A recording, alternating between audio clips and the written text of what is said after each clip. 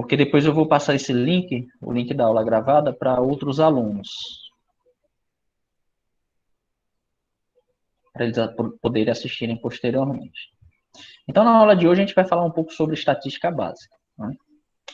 É um assunto bem importante, porque uma vez ou outra você vê algumas pesquisas, né? Principalmente na parte de quando está perto de eleições, existem algumas pesquisas feitas por algumas entidades estatísticas. Existe também um outro tipo de estatística, que é o censo demográfico. O censo é um tipo de pesquisa que envolve toda a população brasileira. Então, geralmente, existem algumas pessoas que vão passar na casa de vocês, pedindo algumas informações. E o censo, ele dá a população de cada cidade, do estado, a população brasileira, a classe social, a cor, a idade, a faixa etária. Então, é justamente isso, como é feito esse estudo, a gente vai aprender como é feito esse estudo, né, quais são os parâmetros utilizados. Então, neste capítulo, a gente vai dar continuidade ao estudo da estatística por meio da associação de medidas quantitativas que caracterizam e resumem um conjunto de dados. Então, vamos revisar algumas coisinhas aqui, que é a população, o que é uma amostra, o que é uma variável. Então, uma população é um conjunto de elementos que tem em comum a característica que está sendo investigada em uma pesquisa. Por exemplo, eu quero fazer uma pesquisa aqui na escola, no Colégio Antonita Xavier, a respeito da preferência dos alunos enquanto esporte, né?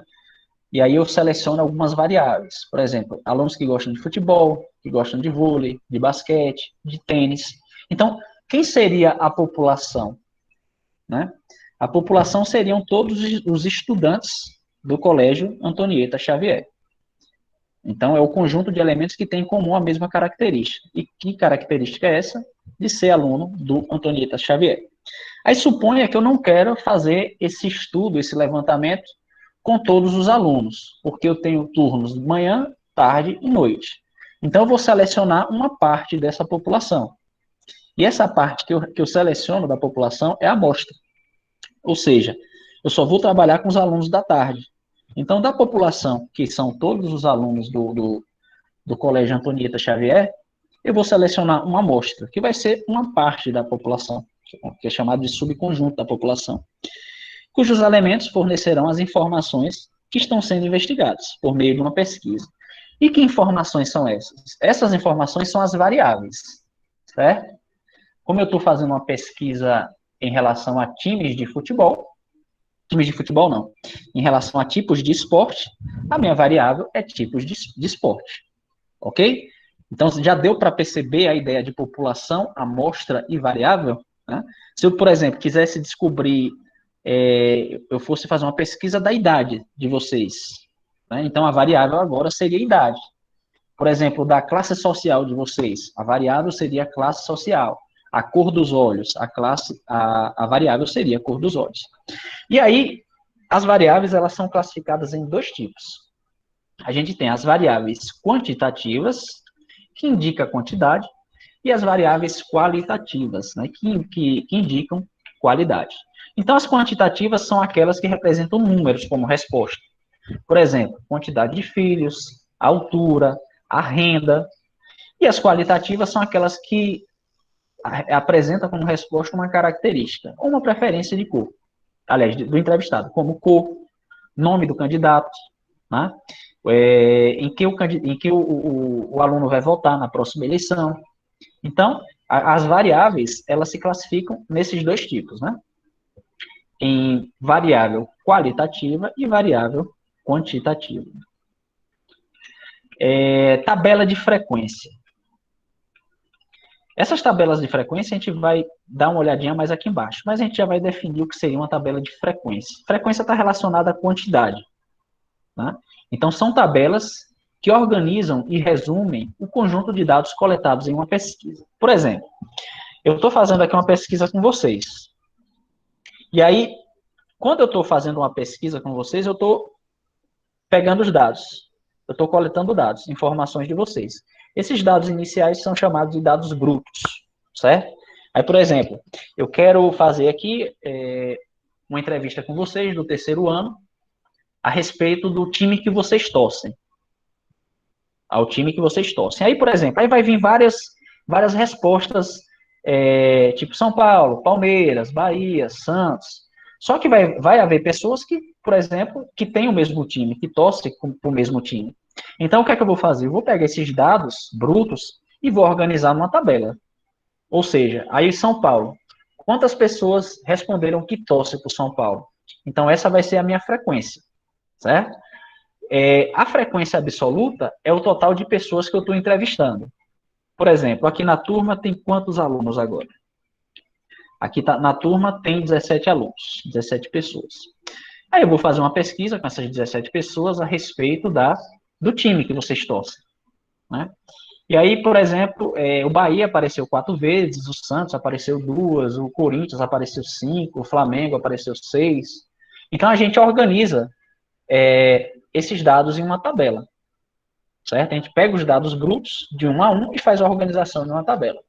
E aí é mais fácil a gente fazer uma análise em uma tabela, num gráfico, do que você olhar para os dados brutos, né? Imagine lá uma lista enorme, com 17 nomes, 17 pessoas que eu entrevistei, e cada uma selecionou um time como time favorito. Então, por exemplo, eu quero saber quantas pessoas torcem para o São Paulo. Você vai sair procurando de uma em uma? Contando? Não. Basta você organizar numa tabela, não é verdade? E essa tabela de frequências, ela vai ter uma frequência absoluta, que é justamente a quantidade de pessoas da entrevista, que no caso são 17. Né? A frequência relativa é a porcentagem. Por exemplo, vamos supor que a turma de vocês está com 20 alunos. Aí 2 pessoas torcem para o Santos.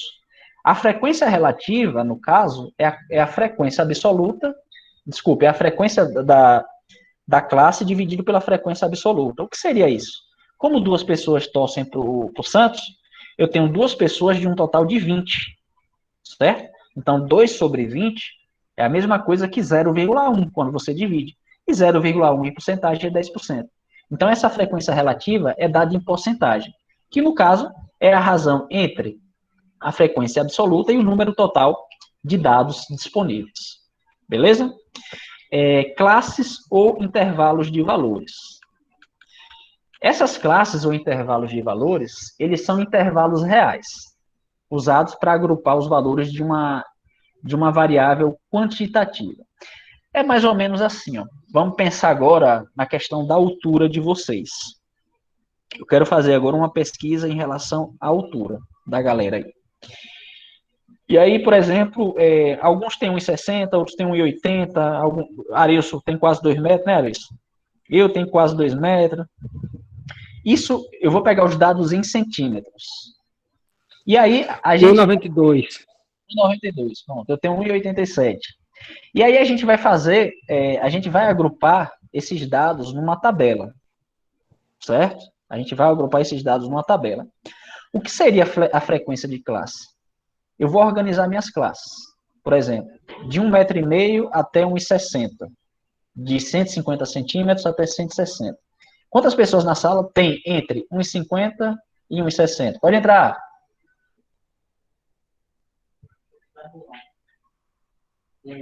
A gente tá tendo aula e vocês aí? É isso que eu vim resolver com isso. Isso tá mais deixado. Vitória, Roni. Você viu que entra lá? Mas eu não posso não. É isso que eu converso com o outro. Que eu tô trabalhando. Só um minuto, gente. Aí eu tenho horário de trabalho, entendeu? Aí agora eu tô no horário de almoço. Eu vou entrar 2 horas, né? Aí eu queria saber se eu posso responder as atividades para mandar. Pode, inclusive eu tava comentando isso aqui, a aula tá sendo gravada aqui já. Aí o que é que vai acontecer? Hã? Ele quer atividade diferente, então ensinar ele. É melhor Não. o professor saber da sua realidade, você acompanhar tudo no mesmo local, porque definir. O que é que vai acontecer? A aula tá sendo gravada. Depois que eu gravar a aula, eu vou disponibilizar o link de quem não conseguiu assistir online. Eu tenho, por exemplo, aqui, ó. Deixa eu ver quantas pessoas tem online assistindo aqui. Tem 19 pessoas, certo? Estão assistindo aqui. Você está trabalhando. Eu vou mandar o link para você vai assistir a aula depois. certo? E lá no Classroom eu vou passar as atividades. Tipo, aqui é o livro, a gente está acompanhando o livro. O livro que você levou ano passado, a gente vai continuar com ele. Aí depois você assiste a aula, marca a frequência de você, que eu vou mandar lá no grupo, e manda as atividades. Vai ser assim. Aí você meu horário de mandar atividade, então vai ser sempre assim. Pronto. Então, quando você chegar em sua casa, você... eu vou deixar o link já, depois que terminar aqui a aula vai ficar gravada, aí vai gerar um link, eu mando para você, você assiste a aula. Vitória está trabalhando também? Aí você pode acompanhar, né? Você acompanhar a aula ao vivo. E você pode até passar para ele, a aula hoje foi tal, vai ter esses exercícios aqui, você pode até juntar com ele e fazer os exercícios, vocês dois. Mas enquanto aí você está trabalhando, não tem problema não. Assista a aula depois, não tem problema. Eu vim resolver que estava trabalhando na atividade e ficar sem fazer. Só não pode ficar sem fazer, né? Quando você sair do trabalho que for para casa, você faz, não tem problema não. Viu? Valeu, tchau. Não tem previsão de voltar? Bom, vamos voltar aqui. A gente estava falando sobre as classes, né? Aí, por exemplo, eu dividi a turma, em 5 classes. As classes que tem os alunos que tem de 1,50 a 1,60, certo? De 1,60 a 1,70, de 1,70 a 1,80, de 1,80 a 1,90 e de 1,90 até 2 metros. Ou seja, eu tenho 5 classes. Está dividido em 5 classes. Cada classe, ela tem uma amplitude. O que seria amplitude? Como o próprio nome já diz, vocês já ouviram falar em amplitude térmica em geografia? O que seria amplitude térmica? Tipo, em Euclides da Cunha, a amplitude térmica é bem pequenininha, é baixinha. Por quê? A amplitude é a diferença entre a temperatura máxima e a mínima do dia. Ou seja, de dia faz 33 graus, à noite faz 26. Eu tenho uma amplitude térmica de 7 graus, né, quando você subtrai um do outro. Mesma coisa acontece na amplitude para classes. As amplitudes nas classes, elas são iguais.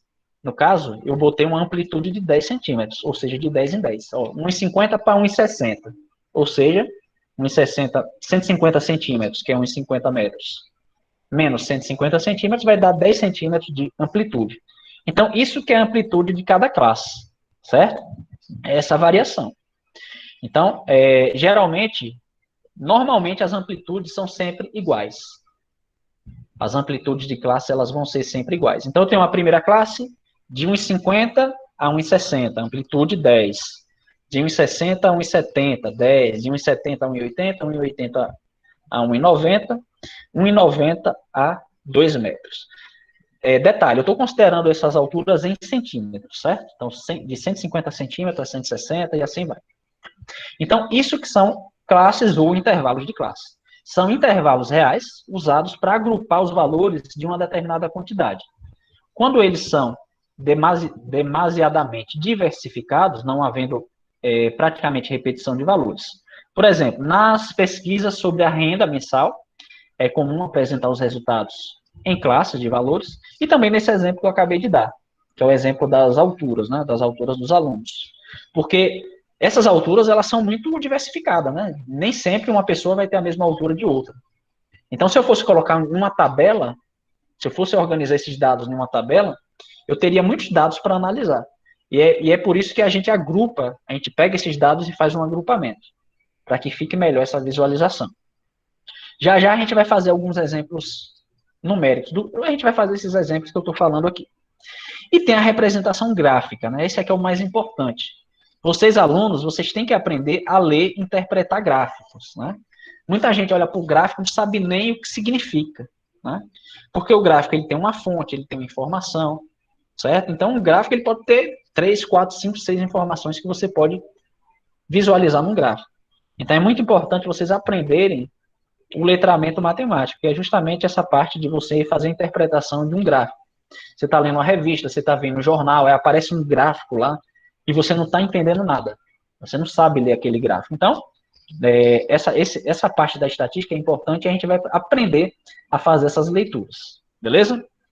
Então, vamos entender aqui os tipos de gráficos que a gente pode analisar. O que seria o gráfico de barras? Você está vendo aqui que você tem um gráfico com umas barrinhas aqui, né? Umas barrinhas que são verticais, tem uma numeração em cima, tem uma numeração embaixo. Então, vocês sabem que o gráfico ele tem dois eixos, né? Um eixo em pé, que é o eixo vertical, e um eixo deitado, que é o eixo horizontal. E cada uma dessas partes, elas estão representando uma informação. Então, o que é que vocês estão observando aqui nesse gráfico? Qual é o título do gráfico? Corrente de comércio do Brasil de janeiro a maio. Certo? Corrente do comércio do Brasil de janeiro a maio. Qual o significado dessa barra aqui em pé, nessa barra vertical? Esse número aqui, esses números aqui em cima, representam valores. E esses valores são em bilhões de dólares, certo? Então, qual o significado desse 84 aqui? 84 bilhões de dólares, certo? Então, no ano de 2006, a corrente de comércio do Brasil, de janeiro a maio, foi de quanto? Foi de 84 bilhões. O ano está aqui embaixo. Aqui está a fonte da informação. Lá do estado de São Paulo. Aí tem o link, onde é que está disponível essa informação. E a data do acesso, foi de 22 de fevereiro de 2016. Então, vamos ler esse gráfico aqui.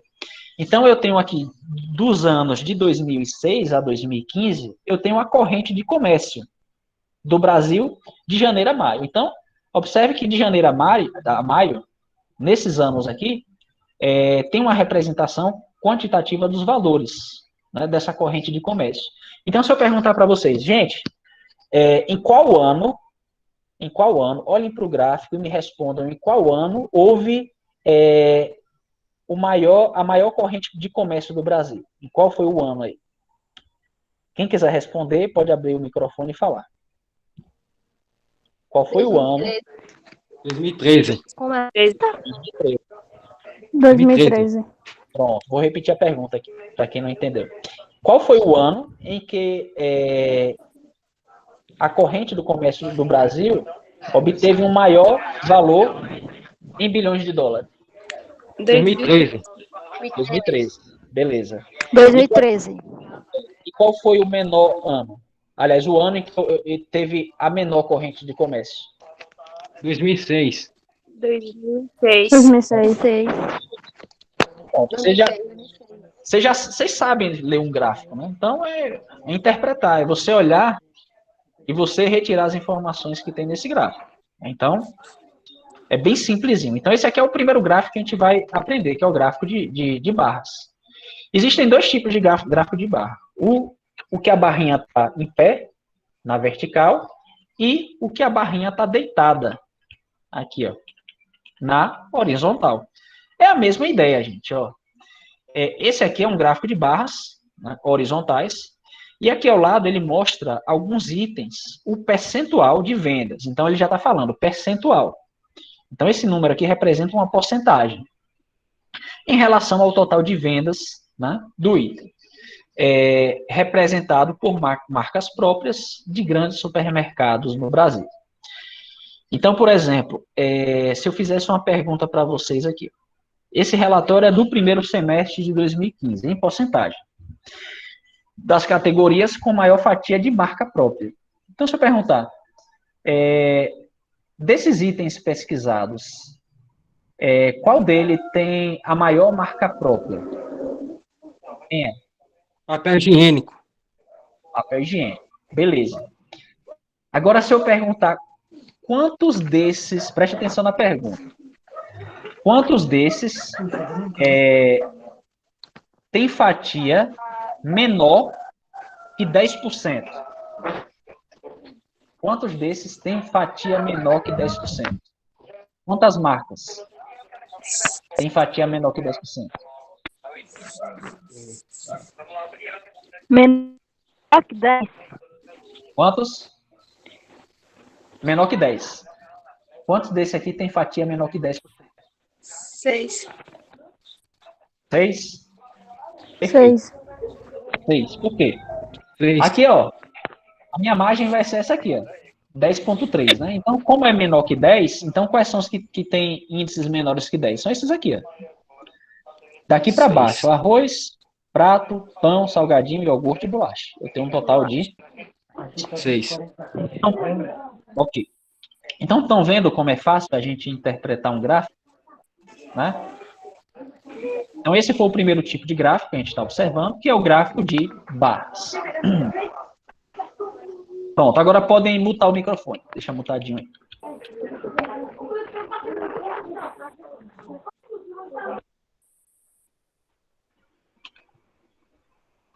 Pronto. O Wesley digitou ali, 6 também. Podem digitar no chat também, se quiser, viu? Não tem problema não, que eu estou acompanhando aqui. Então, vamos continuar aqui. Agora a gente vai ver um outro tipo de gráfico, que é o gráfico de linhas. O gráfico de linhas ele é muito usado para representar valores de uma variável no decorrer de um intervalo de tempo. Né? Então, no gráfico ao lado está representada a variação do preço do quilograma de carne no período de janeiro de 2010, né, a fevereiro de 2015. Ó como eu queria voltar lá para janeiro de 2010. Gente, o quilo de carne lá em janeiro de 2010 era quanto? Podem responder aí. 8,94. Não, em janeiro, eu estou perguntando em janeiro de 2010. 6,35. 6,35. Quanto é que está hoje o preço da carne? Quanto é que está hoje o preço da carne? 8,94. Hoje, 2021. Mais de 40 conto. 40. Então esse gráfico vai lá para cima, né? Lá em março agora, tá lá em cima, tá quase R$40 o quilo de carne. Então observe que houve uma variação aqui de janeiro de 2010 para janeiro de 2011, ó. Ó o preço da carne, ele teve um aumento, né? Até meados de ali, junho, mais ou menos, ele estava em 6,50, e de junho para dezembro ele esticou, aumentou. Quando foi no final de dezembro, ó, porque aqui eu tenho um intervalo de tempo, de janeiro de 2010 a janeiro de 2011. Então, aqui em dezembro, mais ou menos, o preço da carne foi lá para 8,90, mais ou menos, né? E aí, observe que o preço da carne ele fica variando no intervalo de tempo, né? No decorrer do tempo, ele vai variando. Então, de 2010 a 2015, de janeiro de 2010 a fevereiro de 2015, o preço da carne variou. Aí, deixa eu fazer uma pergunta para vocês aqui. Qual foi a variação em dinheiro? Qual foi essa variação? Qual foi essa diferença entre o preço da carne de fevereiro e o preço da carne de janeiro? Em quantos reais aumentou de janeiro de 2010 para fevereiro de 2015?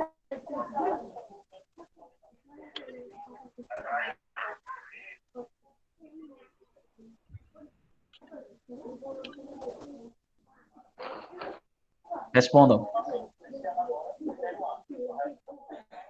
Em quantos reais foi essa variação? De janeiro de 2010 para fevereiro de 2015. 2? Não. Ela foi de 6,35. De 6,35 para 8,94. Quanto aumentou aí? 2 e uns pedacinhos, né? 2 e quanto? 2,50 aí? 9. 2,59. 2,39. Então o preço da carne ela teve essa variação. No caso de 59. Então aqui a gente tem o nosso gráfico de linhas, né? Ele é bem utilizado para representar valores de uma variável no decorrer do tempo. Esse foi o segundo tipo de gráfico que a gente aprendeu. Existe um outro gráfico também, que é bem importante, que é o gráfico de setores, ou o gráfico de pizzas, né? Onde as informações elas são colocadas, né? E quem ocupa uma maior região, né? Quem ocupa uma maior região é aquele que tem maior porcentagem. Geralmente, os gráficos de pizza, né, a maioria, eles estão expressos em porcentagem, né? Aqui está o perfil da população do Brasil em 2010. Aí eu pergunto para vocês, em 2010, qual o perfil qual o perfil do povo brasileiro? Qual o maior? É branco, é preto, é pardo, é amarelo? Brancos. Branco. A gente pode afirmar que a população do Brasil, em 2010, tem maioria Branca. entre brancos e pardos, né? Branco, 47,1%, pardo, 43,1%, 7,6% de pretos. Os pretos estão distribuídos aqui mais na região Nordeste, principalmente Salvador, que é a capital do Brasil, onde tem o maior índice de negros. Amarelos, 1,1%, e indígenas, 0,4%. Então, observe que é bem prático a leitura para um gráfico de pizza, né? Ou gráfico de setores, e geralmente ele é expresso em porcentagem. E o pictograma? Olha para cá. Seria, pictogramas são imagens que guardam relação com o assunto exposto. É uma forma de comunicar informações que desperta a atenção e a curiosidade do leitor. No gráfico seguinte, foram usadas imagens de carros para representar o aumento de vendas em 4 meses consecutivos de um automóvel recém-lançado no mercado. Então, o que é que você tem que prestar atenção no pictograma? Você tem que prestar atenção nisso aqui. Ó.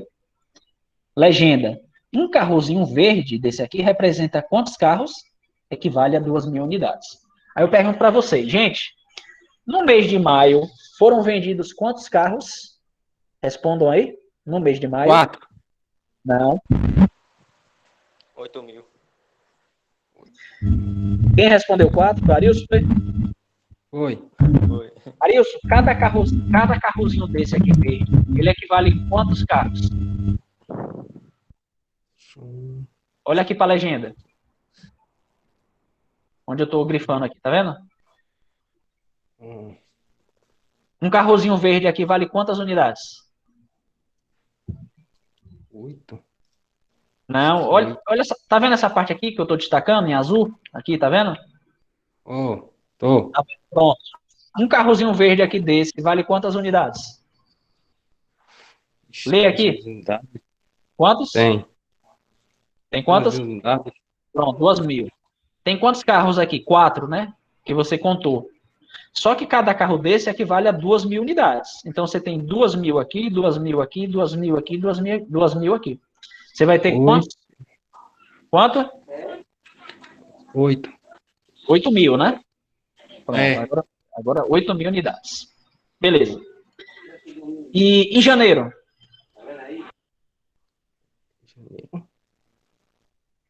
Em janeiro. Foram vendidos quantos carros? Vamos ver se vocês estão bons agora.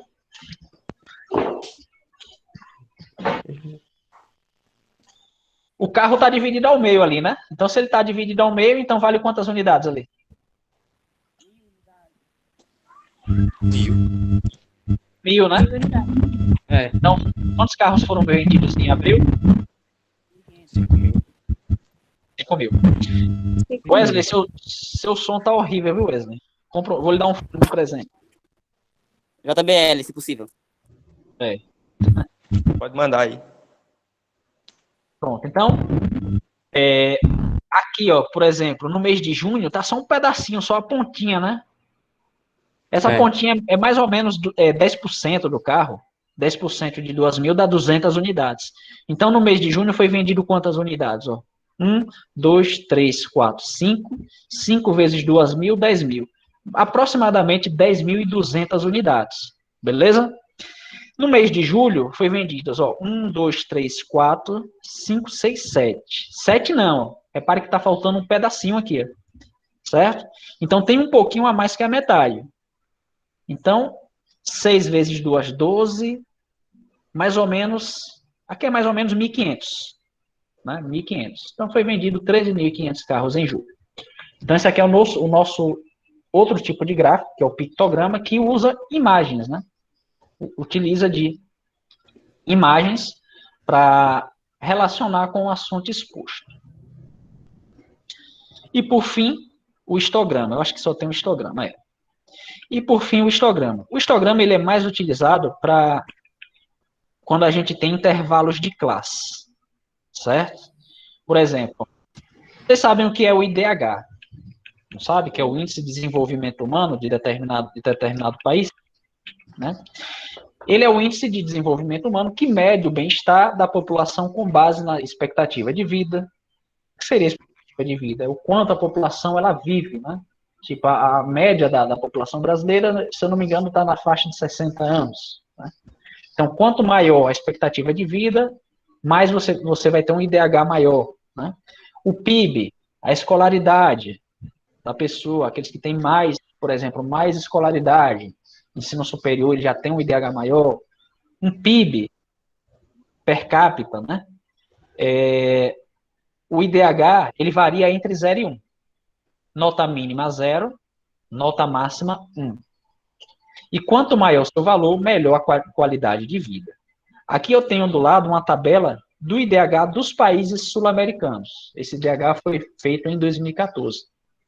Então, a gente pode observar que esses conjuntos aqui de dados, se a gente fosse agrupar em 3 intervalos de mesma amplitude, o histograma seria o seguinte. Ó.